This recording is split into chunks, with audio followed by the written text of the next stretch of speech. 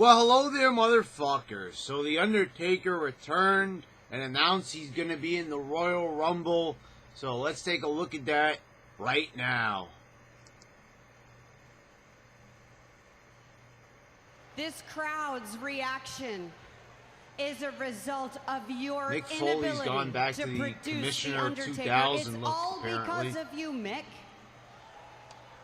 I mean, how does that make them feel? How does that make me feel? I think he had that haircut last week, though. The empty buzz that fills this arena because the Undertaker is not here. The crowd are asked me assholes to every trust you, night. and So I I don't think that's because trusted the you, Mick. Undertaker So what do is you not have there. to say for yourself? What should I do? What should I say? You should say this show sucks. I just want you to know how sorry I am.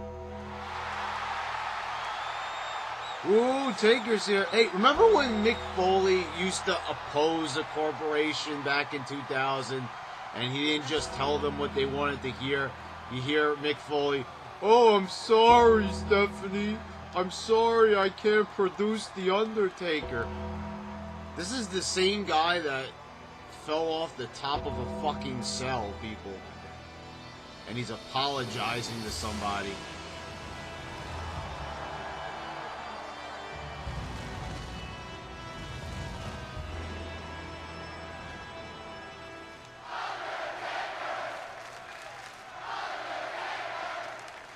So Taker's back. I'm back. They gotta rely on a 50-something-year-old man to have an exciting show. And I think it important that the world should know I will be entering the Royal Rumble.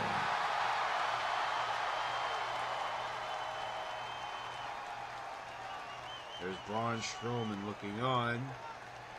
That was a match that we were supposed to have last WrestleMania. Interestingly enough. Still want to see it. I go where I want, when I want.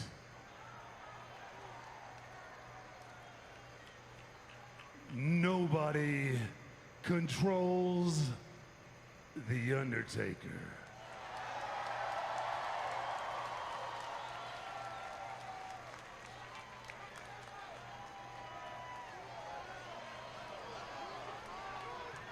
No one.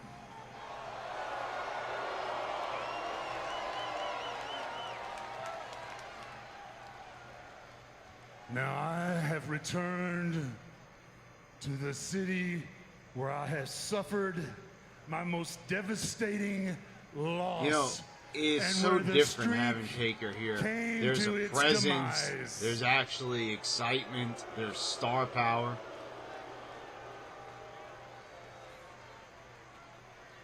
But my journey continues to the Royal Rumble.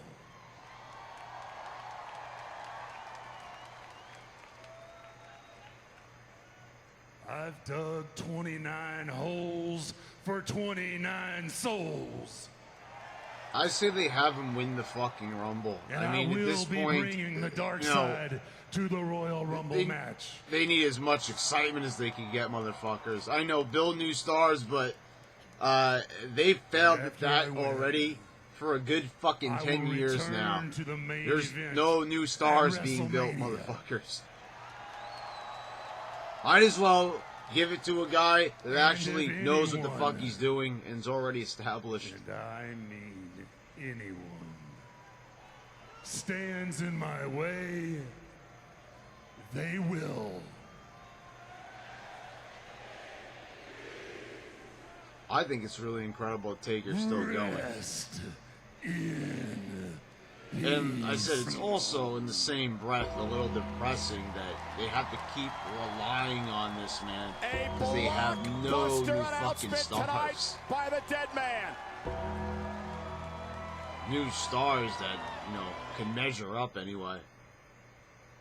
You know, and so there you go, guys. Taker's back, and that's not a negative thing. But the thing is, it really just solidifies that they have to keep going back to the well, if they keep pushing Taker this much, and if they're going to give Taker another main event slot and, you know, more abuse to the man's body, they're not going to have Taker forever. You know, Father Time is not going to allow Taker to keep on competing like this. You know, it's the same thing with Ric Flair. You just can't keep relying on the man. And WWE is really creating a real problem for themselves here. They show here that by having to go back to Taker, and obviously there is a big difference in the show when Taker shows up, they're really showing we don't have stars that can carry our show, so we have to go back to some guy that we've had for, you know, over 25 years, basically. We have to keep on going back to Taker, relying on Taker for good matches, because we're simply not going to get that from Finn Balor when he returns. We're not getting that from Seth Rollins. We're not getting that from Kevin Owens. Now, these are talented guys. I said that time and time again. I mean, you guys know when I would regularly review Raw, Kevin Owens, Seth Rollins, I praised them to the moon for their abilities. But these guys are not exactly getting the ratings. That's not their fault. It's how they're written into the show. They're not exciting, compelling characters. They're boring. They're unexciting. They're uninteresting. Do they show flashes of brilliance? Do they show that they do have the possibility to entertain and bring in ratings if given the right material and being in the right place, you know, with the right script and the right storylines? Of course. These guys are really talented. We know that both of these guys could talk on the mic. We know these guys are more than capable of performing in the ring. But as far as drawing ratings, it's just not there yet. I mean, you know, there's a bunch of talented guys on the indies. There's still talented guys in Ring of Honor. The thing that sets WWE superstars apart from the indies is that they are more of entertainers. You know, they bring in the crowd. See, this is on TV. TV, where we have a vast market of shows that are, you know, equally entertaining. We have these exciting shows on TV, such as, you know, shows that I watch, you know, Gotham, The Walking Dead, Better Call Saul. These are some great fucking shows. Shows that, you know, are not only exciting to watch, they're thought-provoking. You know, they're well done, they're well acted, they have exciting, compelling characters that are interesting, and it's mostly the characters and the storylines of these shows.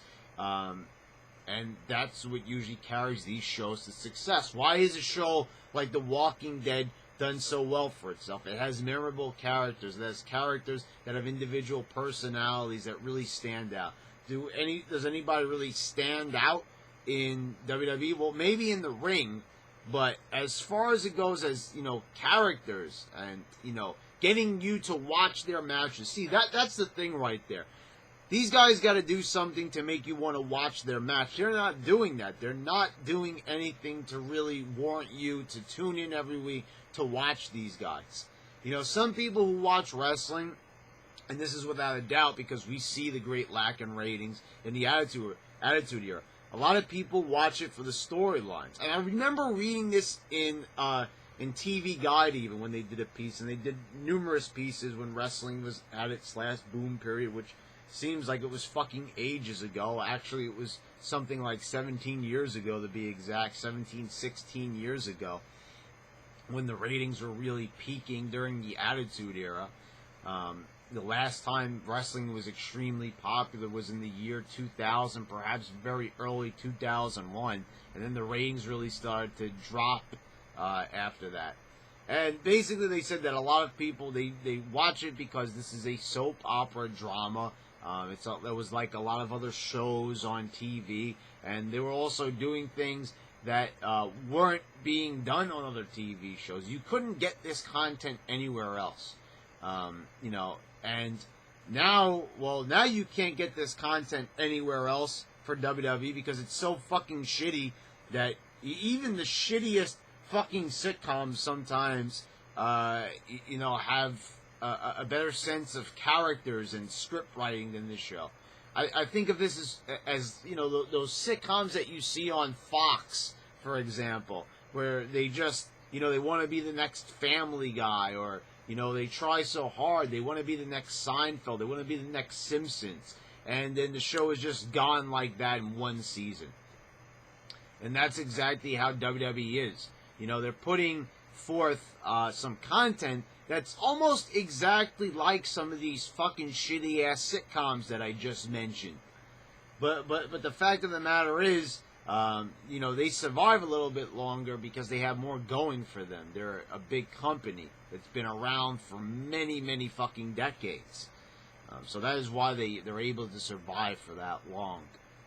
While other shows have faded out, WWE has, stuck around. They still have money. They still create revenue.